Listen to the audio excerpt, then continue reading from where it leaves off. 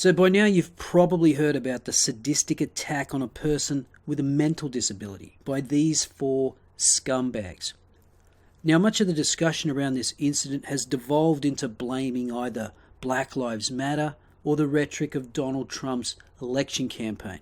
And on some level, this isn't surprising given the era of identity politics we live in. But it still amazes me that people are so willing to relieve individuals of agency. This is very simple. Four people committed a heinous act and then live streamed their inhumanity to the rest of the world.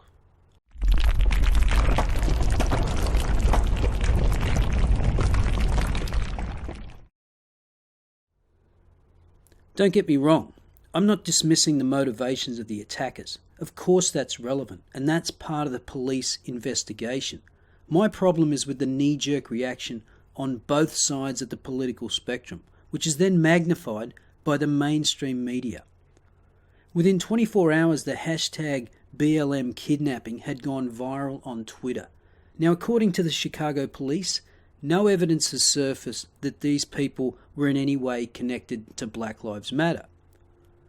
But Paul Joseph Watson insists that there is a clear connection between Black Lives Matter violent anti-white rhetoric and the kidnapping.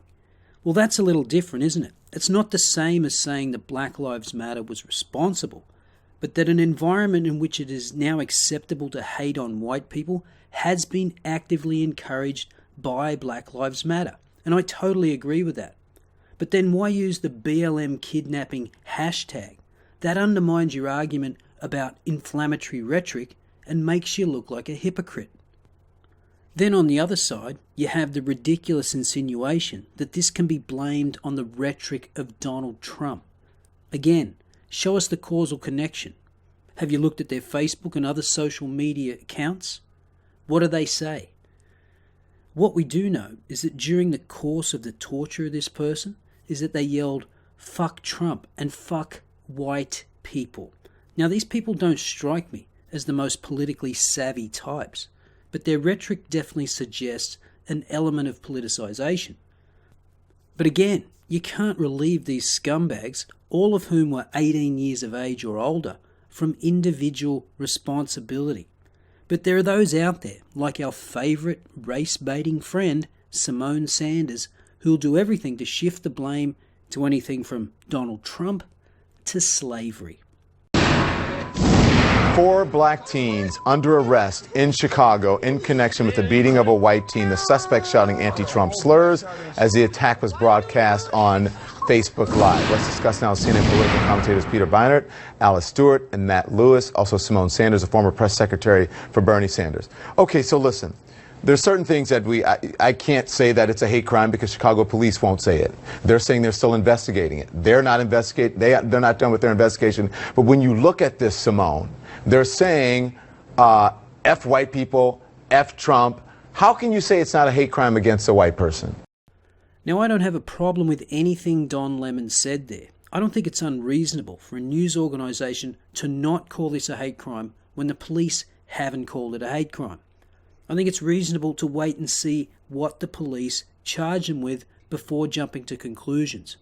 And to be fair, Don Lemon does say, given the rhetoric, how could it not be a hate crime? The problem is the obvious double standard. Do you think CNN would have any hesitation in calling this a hate crime if this were a black guy kidnapped by 4 white people? I doubt it. And since this interview was aired, they have been charged with a hate crime on the basis of the victim's diminished mental capacity, the fact that the 4 suspects tied him up, and the racial epithets heard on the video.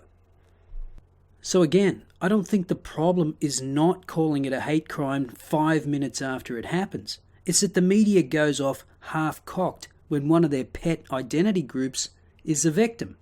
But then they get all let's not jump to conclusions when the roles are reversed. So first I want to say this is absolutely sickening. I it's unfathomable that so much hate and anger can fill up a person where they go out and they think that this is okay. And then it was stupid to do it on Facebook Live, but that's a whole nother story. So this is absolutely sickening. But I'm going to say something that's probably not very popular. We cannot callously go about classifying things as a hate crime. Motive here matters. So was this for hate of Donald Trump, the president-elect, because of things that he has said, or was this for pure hate of white people? That matters, because if we start going around and anytime someone says something or does something really egregious, really bad and sickening in this instance in connection with the president-elect or Donald Trump, or even President Obama for that matter, because of their political leanings, that is slippery territory. That is not a hate crime. Hate crimes are because of a person's racial ethnicity, their religion, their gender, a disability. It is your political leanings, because someone doesn't like your political leanings and they do something bad to you. That is not a hate crime. But Alice, even hate crimes, aren't all hate crimes motivated by stupidity? Good job muddying the waters. See how she steered the conversation into the political and just ignored the racial element? Yes, they said fuck Trump, but they also said fuck white people. But she doesn't want to address that because the conclusion is an obvious one. They're motivated by a lot of things: stupidity, heartlessness, thoughtlessness, carelessness, so many things. But clearly, I agree with Simone. This is sickening to watch, sickening to think that some careless, thoughtless thugs would do something like this to someone who appears to be so innocent. But look, not to get too far ahead of the legal skis here, based on what we hear in the video, it does sound as though this was a hate crime. The language they used about referring to the poor victim as a white person and the different language they used. And I hope it is classified as that, because therefore the penalty will be much greater and they deserve the harshest penalty they can get. I'm like you, Don. I'd fear what my parents would do to me much more than what the law would do to me if I was caught doing something like this. I just wonder, I never would. when you see these... Now, I'm not a big fan of the category of hate crimes, but that's a conversation for another day. The fact is, they do exist under the law, and this woman's response is a more balanced one. She makes the caveat about not getting ahead of the law, but then says that the language suggests it is a hate crime. Perfectly reasonable. Now, I'm going to skip over a bit here because Don Lemon basically just rambles and get to the part that a lot of people found to be controversial. At the end of the day, you just try to wrap your head around evil. That's what this is. It's evil. It's brutality. It's man's inhumanity to man. And I don't think it's evil. I don't think it's evil. I think these are young people, and I think they have bad home training. I think that when I say who is raising these young people, I have no idea who's raising these young people, because no one I know on earth who is 17 years old or 70 years old would ever think of treating another person like that. It is inhumane, and you wonder at 18 years old, where's your parent? So a lot of people lost their shit because Don Lemon wouldn't call it evil. But is that really the big concern here? He did call it inhumane.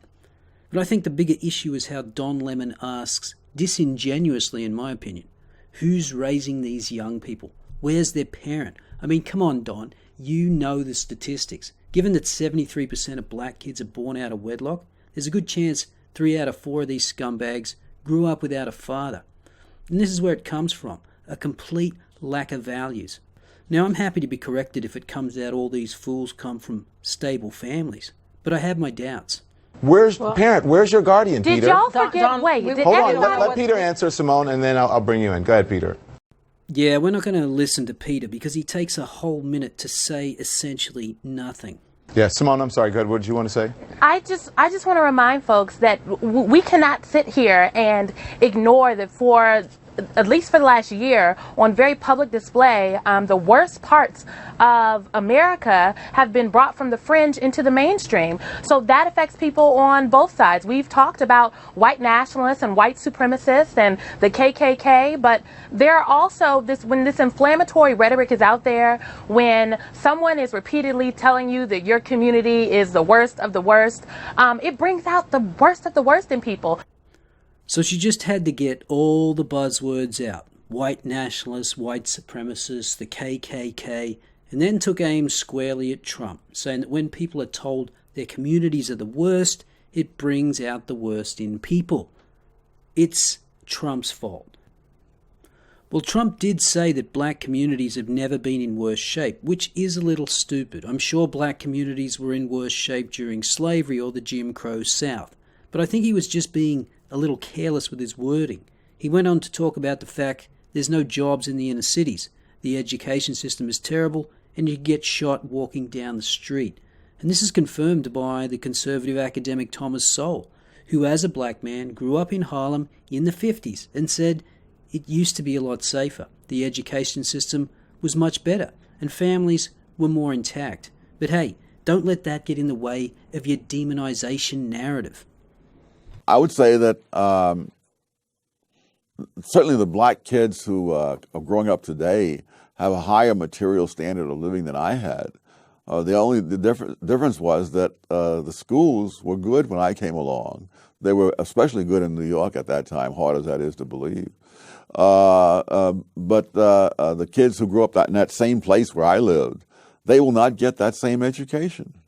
What really turned bad were the social degeneration that occurred over that period. I could go on for days about the social degeneration, but let me give you just one quick example. When I grew up in Harlem in the 40s and 50s, I never heard a gunshot. Now, I'm sure someone fired a gun somewhere in Harlem, but it was not such a pervasive thing that you had to hear it. I have relatives in Washington. I asked them the same question, people in my generation. Growing up in Washington, D.C. Yes, and low-income black neighborhoods. Did you ever hear a gunshot when you were growing up? And the answer was no. I have relatives in North Carolina. I asked the same question. No. And now, people in housing projects especially, they put kids, some of them, to bed in bathtubs so that they won't be hit by stray bullets in the night. That's the homicide rate in the years that I was growing up. And I was really quite lucky as I went through the research I discovered, being in the right place at the right time. The homicide victimization rate among black males in the decade of the 1940s declined by 18%. From 1950 to 1960, it declined another 22%. And then in the 1960s, when all these wonderful new ideas in the criminal justice system came in, all of that reversed, and it shot up 89% in one decade, wiping out all the progress of the two preceding decades. And you could run through a great number of other things. Children raised without two parents present. That was about 22% in 1960. One generation later, it was 67%, and it's gone up a little since then as well. And now the rate among whites is higher than it was among blacks in 1960. Right. So if you look at what actually happens in the wake of these wonderful sounding policies, you see disaster after disaster. I don't think that they really understand if they don't understand the ramifications of tying someone up and beating them and putting it on Facebook Live, then they certainly don't understand the ramifications of a presidential election. Don, I don't think this is about presidential election. I think this is symptomatic of what we're seeing across the country with the breakdown of the American family, which is unfortunate, heartbreaking, and tragic. And we will find out the motives as this continues to unwind and we find out more. But the disgusting language they use, and the girl in the video is laughing about it and egging her friends on, and for them not to have the moral fortitude to realize this is absolutely wrong. Something's going wrong, it appears, with at home and what they're being taught, and for them to think this is okay, we've got some a lot of teaching to do with our children, and I think as I said, it stems from the breakdown of the American family. Simone, Well said. But those types of issues, the breakdown of the family, are usually the ones the left doesn't want to touch. I'm a little bit concerned, though, about the way that this conversation is going right now. I think that if this was a different situation, if you had white teens who had tortured and brutalized an African-American young man, and those white teens had talked about Obama and had been laughing, I don't think we would be having a conversation about how, oh, our political discourse is so toxic, and maybe these kids saw things on Twitter about Obama. Exactly. Thank you for pointing out the obvious double standard. But get prepared, because the race baiter is going to bring out the big guns. And so, Simone's talking to you. When I watched that video, I would say that's true, because you know what, the relationship of black people to America is very different than the relationship of white people to America. We're talking about, you know, years, 200 plus years of slavery, 87 plus years of Jim Crow. Like, and I'm not making excuses for these things, but it is not the exact same thing. So there you have it. Bring up slavery and Jim Crow, because that's the go-to argument when you want to relieve black people of the responsibility of their actions. Otherwise, you'd be forced to admit that black communities are somewhat responsible for their own predicament. And notice how she says it is different for black people. This is how you identify a racist. She wants different treatment for different identity groups because slavery. Sorry. Not gonna cut it. Being poor, uneducated, slavery, Jim Crow, or whatever other bullshit excuse you want to use doesn't relieve you from the responsibility of your actions.